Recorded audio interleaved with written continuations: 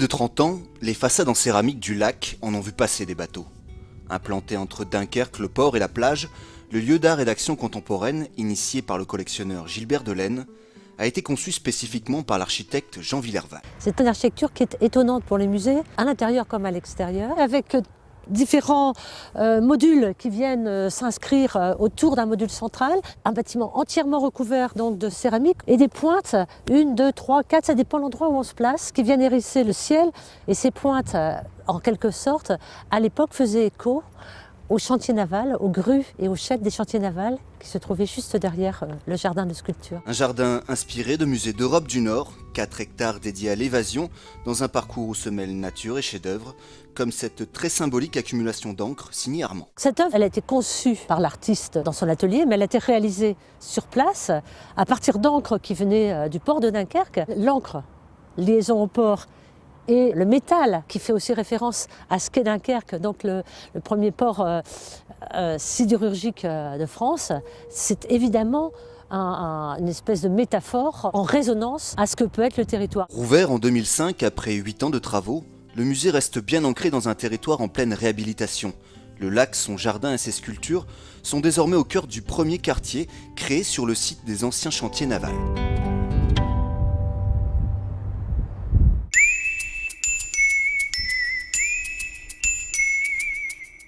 Entrer dans le lac, lieu d'art et d'action contemporaine, c'est plonger au cœur d'une collection d'œuvres oniriques et se laisser porter par les courants artistiques des années 50 à 80, avec pour figure de proue les artistes du mouvement Cobra. Nous nous dirigeons vers Karel Appel Circus, l'œuvre phare du lac, qui est la seule œuvre d'ailleurs qui est tout le temps présentée au lac. 17 sculptures de relief, des personnages complètement fantastiques. Et puis au cœur de ce cirque, la sculpture la plus importante, un trompettiste.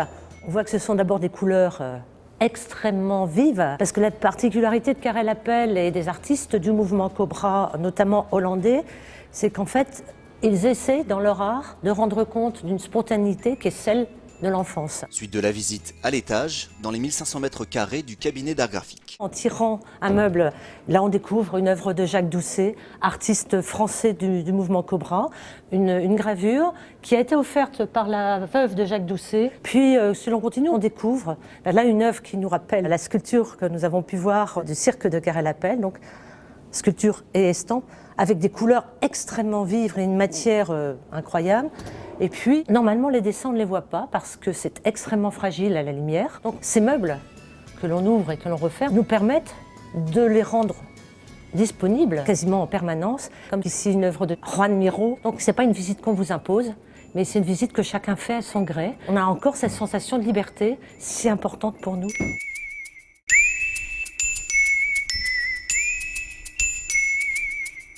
Ici, c'est ma maison. Il n'y avait rien ici dans le temps. Si Gilbert Delaine se sent chez lui au lac, c'est que sans ce Dunkerquois d'adoption, le musée n'aurait peut-être jamais vu le jour. Je suis allé voir le maire de l'époque, puis je lui ai dit voilà, moi je donne ma collection à condition qu'on fasse un musée pour l'accueillir. Pourtant, rien ne prédestinait cet octogénaire, ancien ingénieur des ponts et chaussées, à devenir amateur d'art. J'attendais mon tour chez mon dentiste, et puis j'ai vu une revue Galerie des Arts.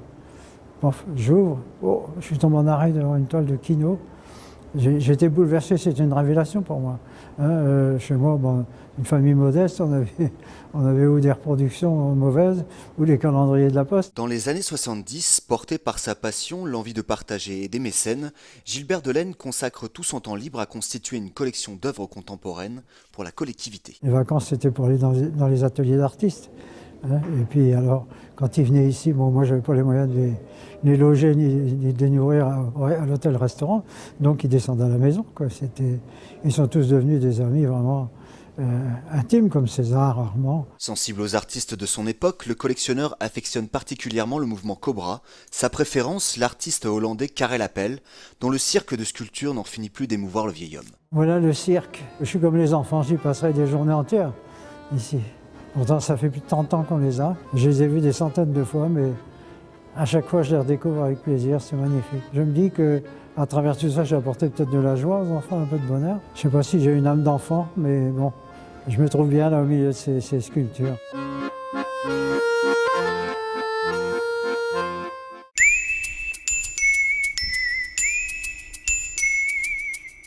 Descendre dans les profondeurs du lac, c'est aller là où aucun visiteur ne va jamais et découvrir les trésors du musée, les réserves. Une très grande partie des œuvres ne sont pas visibles en permanence.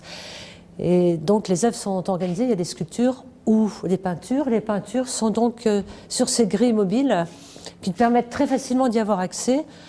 Donc je peux par exemple, donc on les tire. Et donc là par exemple on se trouve avec une œuvre tout à fait impressionnante quand même de Fougeron, qui se définissait comme un peintre réaliste socialiste, mais dont on voit ici, donc dans ces gladiateurs, toute la force expressive et expressionniste. Sur les 900 tableaux et sculptures que possède le lac, 4/5 sont conservés en réserve. Parfois, au gré des expositions, certaines de ces œuvres retrouvent la lumière. Elles passent alors entre les mains expertes de Claude et son équipe de bénévoles. Dans cette boîte, vous avez le portrait de Ben, et puis vous avez aussi le principe de conditionnement, donc fermeture avec un petit lien. Et donc vous avez des objets qui sont parfaitement calés.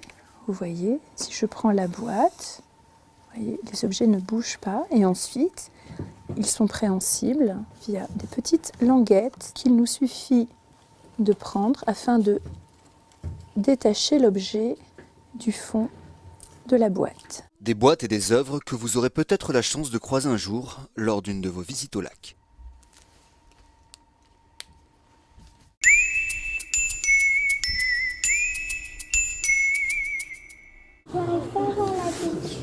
La tête du chat, alors t'es pas obligé, si t'arrives pas bien à la faire comme elle est là sur la peinture, d'accord? Tu la fais comme toi, tu fais un chat. Après l'inspiration dans les salles d'exposition du lac, la création. Dunkerque oblige, le carnaval est à l'honneur. Direction l'atelier. À partir des fragments que vous avez trouvés dans les salles, d'accord, vous allez refaire un masque et un t-shirt.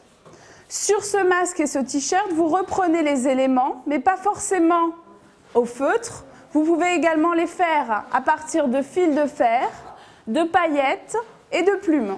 On essaye de faire justement une phase dans les salles, une phase en atelier, pour leur permettre donc d'être vraiment en lien avec les œuvres, de comprendre qu'est-ce qu'une œuvre, qu'est-ce qu'une sculpture, qu'est-ce qu'une peinture. Et petit à petit, ici, on fait un atelier où ils vont eux-mêmes, recréer de la 3D, donc quelque chose qui n'est pas plat. Et donc ça leur permet en fait aussi de travailler leur côté manuel et de se découvrir quelquefois des talents qu'ils n'auraient pas forcément soupçonnés à l'école ou autre. Là, c'est la tête d'un pigeon, là. Là, c'est le cou d'un cobra. Là, c'est le ventre d'un éléphant, les deux mains d'un éléphant et les pattes d'un insecte ici. Outre les ateliers pour enfants, le lac propose également des activités adultes comme le yoga art. Une séance de yoga mêlée à une contemplation des œuvres du musée. Avis aux amateurs.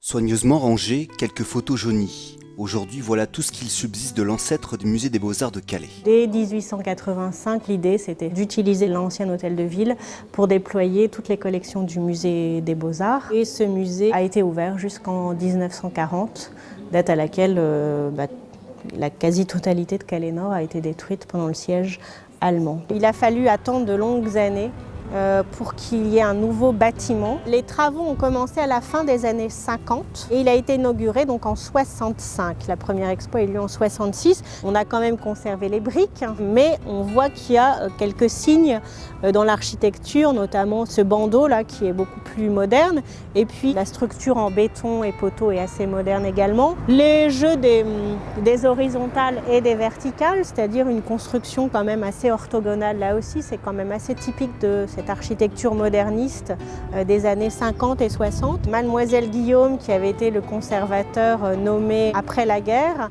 avait vraiment voulu que ce musée ce soit une porte ouverte sur la ville, que des conférences puissent s'y dérouler. Et donc ils avaient prévu dès le début un immense auditorium. Et ils avaient aussi prévu des salles d'exposition, parce que pour eux c'était vraiment très important aussi qu'il y ait des expositions temporaires qui aient lieu. C'était une manière de renouveler le public, c'était un atout touristique aussi pour la ville.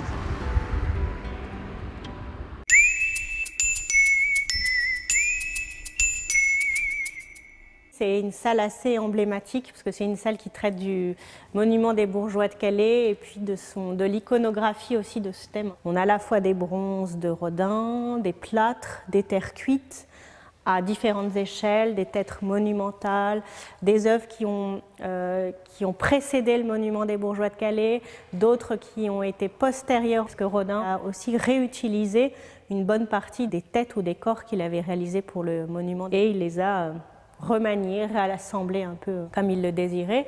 À partir de Rodin et du monument des bourgeois de Calais, les collections sont vraiment constituées autour de la représentation du corps. Et donc cette salle, elle met en perspective à la fois un artiste local qui s'appelle Jean Rouland et une histoire plus générale de l'art, comme on le fait pour Louis Franciat les paysages marins dans d'autres salles, ou Henri Letellier l'abstraction encore dans une autre salle. Et on voit à la fois de la sculpture, mais aussi certaines peintures assez emblématiques, là aussi, du musée des Beaux-Arts de Calais, comme cette œuvre de Picasso qui s'appelle Le vieil homme et qui est un autoportrait, avec également ces sculptures de petit format pour donner cette idée aussi d'une espèce de parcours un peu linéaire, l'évolution du corps et la façon dont il a pu être traité par différents artistes, que ce soit Rodin quand il sculpte le portrait de Camille Claudel, mais également Jean Fautrier un peu plus tard, là on est en 1924 avec ce petit nu.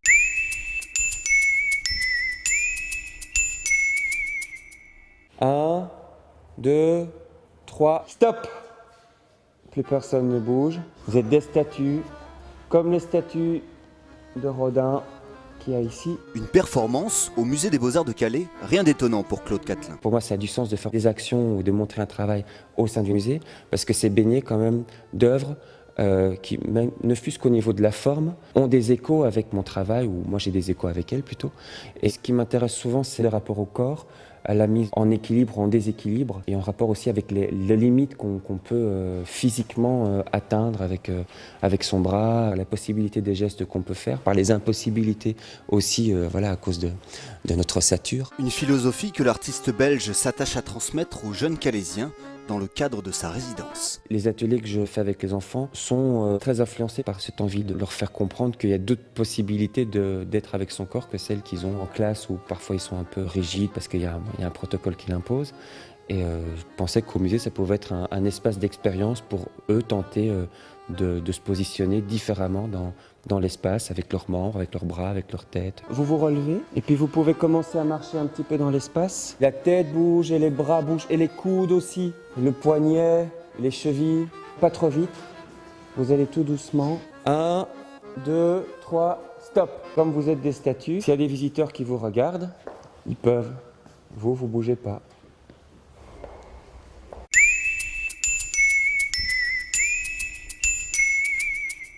Celui-ci, un peu par là. Branle-bas de combat au musée des Beaux-Arts de Calais. Voilà. Là, on est en train de voir avec l'artiste donc, qui est invité dans cet espace qui s'appelle Liane Lemitz. On est en train de voir comment on va disposer exactement à la fois des photographies d'archives qu'il a sélectionnées et à la fois son travail personnel. Le projet parle de l'histoire de la mobilité à Calais à travers des photos que j'ai trouvées à Calais dans des archives et des collections différentes depuis 2 ans. Il fallait quand même qu'on arrive d'une part à ce que le spectateur trouve un parcours physique dans l'exposition et d'autre part qu'il n'y ait pas de confusion, que visuellement tout de suite le spectateur se rende compte qu'il y a des photos qui seront encadrées sous verre, qui seront le travail personnel de l'artiste, et des photographies d'archives qui seront sur table. Et pour parer à toute éventualité, l'équipe n'hésite pas à toucher du bois. On a un atelier notamment de menuiserie. Ça nous permet d'être assez autonome par rapport justement au matériel scénographique, que ce soit des tables, que ce soit des cimaises, que ce soit des socles, que ce soit des cadres, on peut les fabriquer. Donc ça nous permet d'être assez libre et de pouvoir des fois aussi réagir un peu dans l'urgence. Je pense que c'est mieux d'avoir ce système d'encadrement. Donc, si c'est possible, ce serait très très bien. Ce système-là, il cache un petit peu les défauts. Bon, on fait ça. On fait comme ça? Oui. Ok. Bon, bah c'est parti.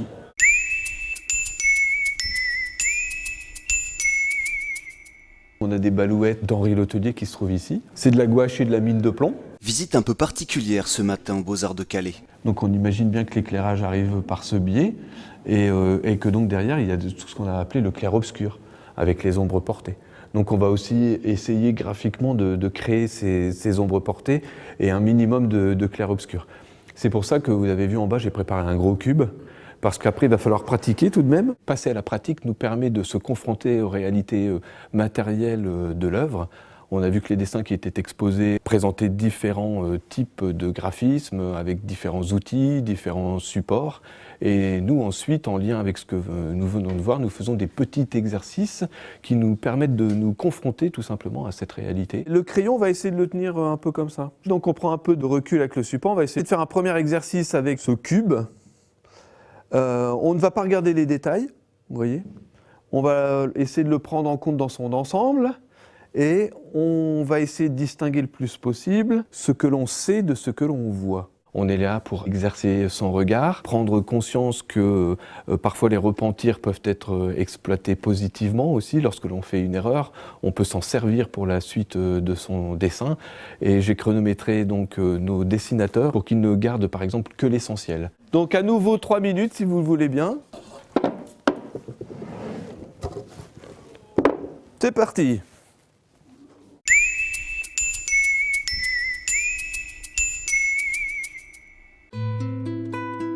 Tapis au cœur de la nature d'Évroise depuis 1991, le musée de la céramique, anciennement Maison de la Faïence, s'est offert pour ses 20 ans une cure de jouvence.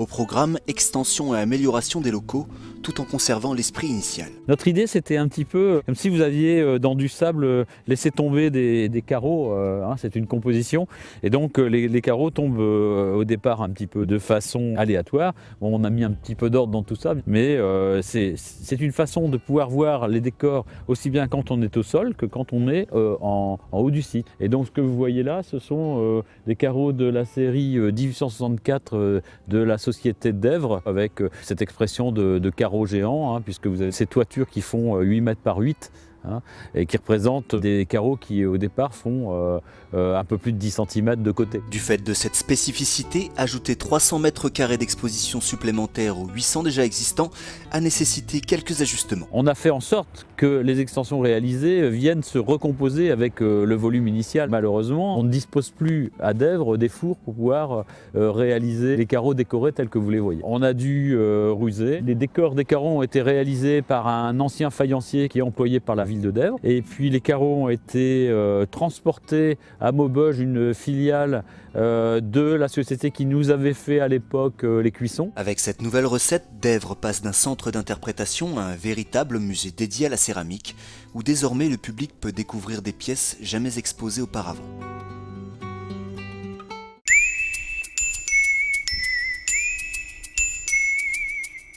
Les carreaux sont peut-être, on va dire, les ambassadeurs les mieux identifiés de la production d'Évroise.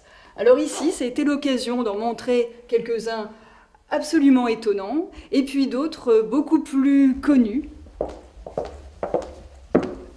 comme ceux que l'on trouve dans cette partie du musée qui nous permet de mettre en valeur des carreaux, tout simples, on pourrait dire, à décor géométrique. Donc vous voyez, ces carreaux n'étaient pas disposés au sol, ils étaient disposés sur les murs, dans les pièces comme les dépendances de la cuisine, les montées d'escalier. Ça peut être aussi dans certaines caves aménagées, parce qu'on logeait dans les caves, dans les maisons bourgeoises.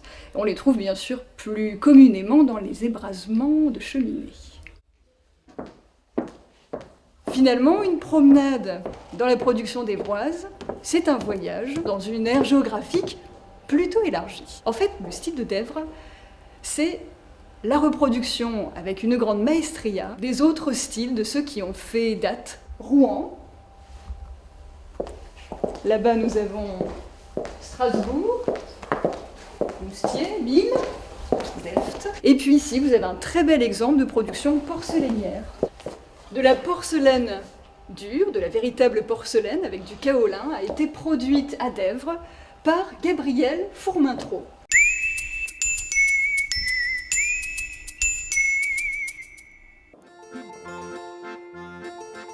On va te faire trouver ta table. Ouais, tu vois. C'était une table comme ça, avec une banquette. C'est une tournette pour quand on faisait des assiettes. Le musée de la céramique, une histoire de famille pour Stéphanie et Maryse. La fille est animatrice des lieux, la mère, ancienne décoratrice sur faïence durant 43 ans, témoigne pour le musée. Et quand cette jeune retraitée retrouve la réplique de son poste de travail, les souvenirs ressurgissent. On plaçait l'assiette, on la sent très bien, et puis On posait notre main comme ça, pour pas bouger. On faisait le filet comme ça, c'était régulier. Ça permettait de ne pas trembler en fait. Ça, c'est en biscuit. On avait un poncif qui correspondait à chaque pièce.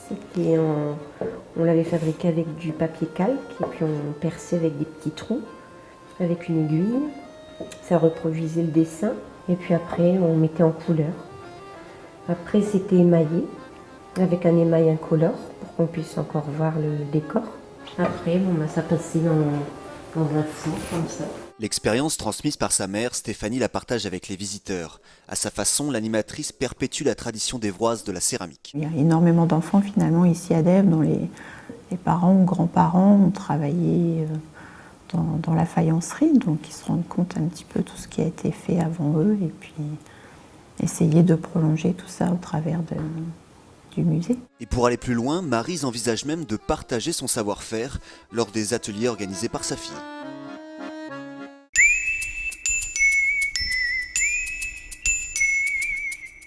Je peux glisser l'aquarelle dans le carton qui va me permettre de les déplacer jusqu'à leur lieu de présentation. Là, nous en prenons 3 pour remplacer celles qui s'y trouvent en ce moment, car nous avons l'obligation de ne les exposer que pendant environ 3 mois. Ici, ce sont des aquarelles de la faïencerie Francis Masse, première décennie du XXe siècle. Pour les déplacer, je veille d'abord à protéger la surface qui a été travaillée à l'encre. Ici, j'ai un carton qui va me permettre de ne pas risquer de la plier au moment où je vais la déplacer. Et nous allons voir que dans la partie où elles prennent place au sein du parcours permanent, la luminosité est volontairement basse et le taux d'humidité est contrôlé. Étant donné qu'il s'agit de documents graphiques, donc sur feuille, travaillés avec des encres, ils sont très sensibles à la lumière et à d'autres facteurs environnementaux, comme par exemple la température, le taux d'humidité. C'est-à-dire que trop de lumière est néfaste à la bonne conservation des couleurs de ces encres. Trop de lumière peut aussi accentuer l'altération du papier. Il faut les manipuler bien sûr avec une certaine délicatesse. Le but, c'est de très régulièrement nourrir cette rotation des documents.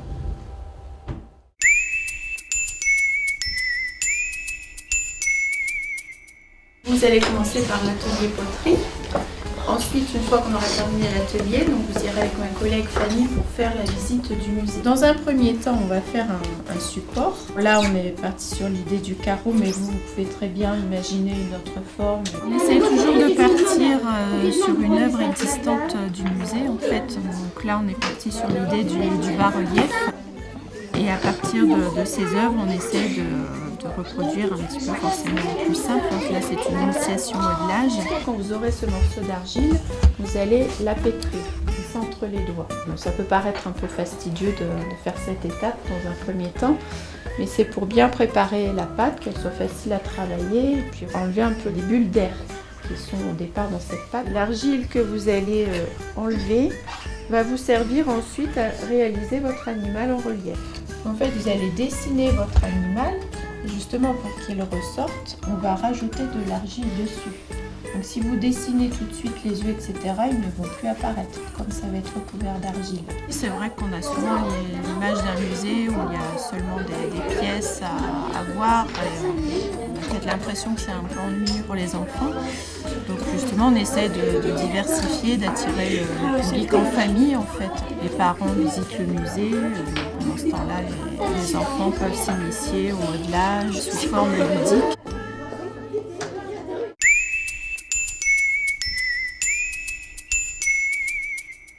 Le château-musée de Boulogne-sur-Mer est, comme son nom l'indique, un musée installé dans un château, une forteresse à l'histoire bien remplie. Au début du XIIIe siècle, Philippe Urpel, un comte de Boulogne, fait construire ce château qu'il installe de façon tout à fait délibérée à un angle de la ville fortifiée pour protéger en fait les extérieurs de cette ville fortifiée. Ce château a très peu servi comme résidence, il est rapidement devenu à la fois le palais des gouverneurs, mais également une caserne jusqu'à la Seconde Guerre mondiale, au lendemain de laquelle il est devenu prison communale pendant environ une quinzaine d'années, avant d'être racheté par la ville de Boulogne et transformé en musée municipal. Nous pouvons avancer vers l'entrée de ce château où nous allons aborder d'abord ce qu'on appelle un pont dormant qui, comme son nom l'indique, est un pont figé, un pont qui ne bouge pas.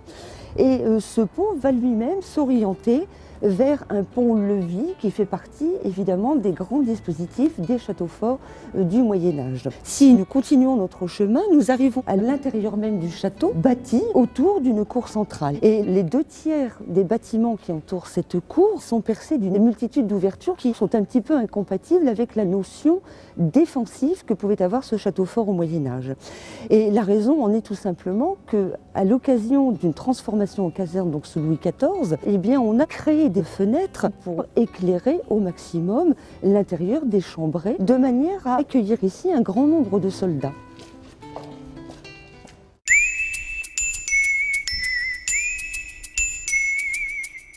L'Alaska a beau être à des milliers de kilomètres, c'est au château-musée de Boulogne-sur-Mer qu'elle expose ses arts premiers. Les collections d'Alaska sont vraiment la spécificité du musée de Boulogne, puisque ce sont des collections que l'on trouve rarement, notamment en Europe. Et celles de Boulogne sont particulièrement rares et très importantes. Donc dans cette salle-ci, nous présentons 3 cultures différentes. La culture Yupik, dont on voit ici un ensemble consacré à la chasse à la baleine, la culture Aïda et la culture Aléout. Nous avons notamment une collection de masques funéraires Unangan, donc c'est vraiment l'extrême sud de l'Alaska. Et ces masques-là sont particulièrement rares aujourd'hui dans le monde. Il en reste très très peu et on connaît très peu de choses en fait sur ces cultures-là et sur l'usage de ces masques. Nous avons une deuxième salle qui est consacrée à la culture aleutique. Elle présente 70 masques et il faut savoir que ces masques servaient de lien entre le monde des vivants et le monde des esprits. Donc la culture Soupiak est une culture animiste qui croit donc aux esprits de la nature, les esprits des ancêtres. Et donc ces masques-là avaient chacun un rôle particulier. On sait par exemple que les masques avec la bouche en forme de bec d'oiseau servaient en fait à passer les messages, puisque l'oiseau était le messager des esprits.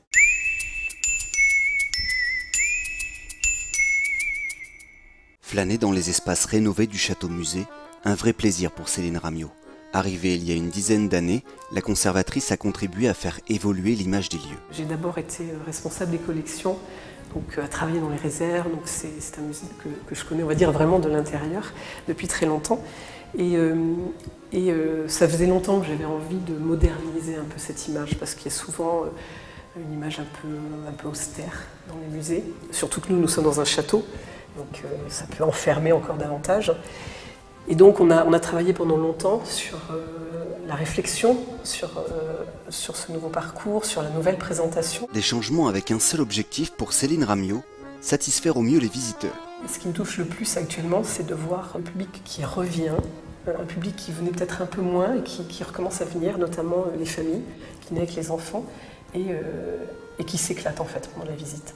Donc moi j'aime bien des fois déambuler dans le musée et puis voir les enfants qui jouent, on a des petits jeux pour les enfants, qui regardent le parcours enfant et du coup les parents qui peuvent visiter plus tranquillement. Et je trouve ça agréable en fait, c'est un musée du coup qui est plus vivant et il n'y a pas ce côté qu'il pouvait y avoir un peu avant où les gens n'osaient pas faire de bruit, on marchait un peu en silence. Là c'est plus vivant et c'est le plaisir que moi j'y trouve.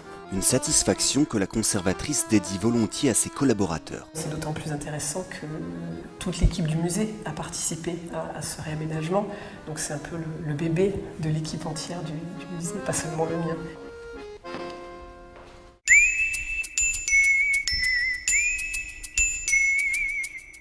Bienvenue dans la caverne d'Ali Baba du château-musée. Ici nous sommes dans la réserve principale du musée. Donc le musée compte 7 réserves au total. Qui sont répartis par type de matériaux. Dans cette réserve, on a des tableaux qui sont en attente de rejoindre la réserve des tableaux, puisqu'on a des réserves avec des grilles qui sont beaucoup plus adaptées. Ici, on a pu aussi placer tout ce qui est buste et statuaire, puisqu'on a la possibilité d'utiliser des tire-pales pour les sortir plus facilement. On a également toute notre collection d'armes, qui est là constituée avec des matériaux métal, bois, cuir. Donc on les conserve soit dans les conditions pour le métal, soit dans les conditions pour le bois, donc c'est difficile. Donc on les a tous gardés ici. Toutes les collections d'ethnographie, pareil, qui sont faites avec des matériaux très hétérogènes. Et notamment notre collection de masques d'Alaska, qui est conservée ici. Donc on a toute la collection d'Alaska, donc les masques, mais aussi les armes qui proviennent du même endroit. Et donc ils sont conservés pour que ça soit dans les meilleures conditions possibles. On a créé des petites boîtes dans lesquelles on peut les placer, qui sont à la forme de l'objet. Donc on a par exemple ici ce masque donc de Kodiak qui a 150 ans et on voit le masque qui est dans cette mousse adaptée pour la conservation sur le long terme qui permet à la fois de le protéger de la lumière, de la poussière et aussi de l'humidité.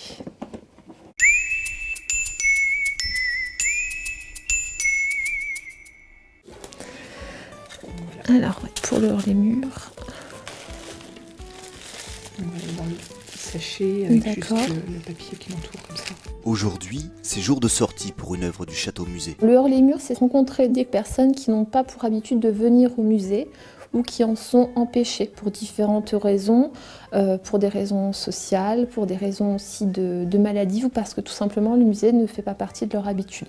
Donc nous, on se propose de venir à leur rencontre, on crée une certaine familiarité et puis ensuite on les fait venir pas à pas jusqu'à nous, ici. Donc là, on sort l'objet, on fait le premier pas vers eux avec un objet. Pour Alexandra et son précieux paquet, direction l'hôpital de Boulogne-sur-Mer. Bonjour. C'est une évasion, voilà. C'est partager un moment convivial ensemble, parler du musée, d'un thème qu'on voit à travers les collections du musée.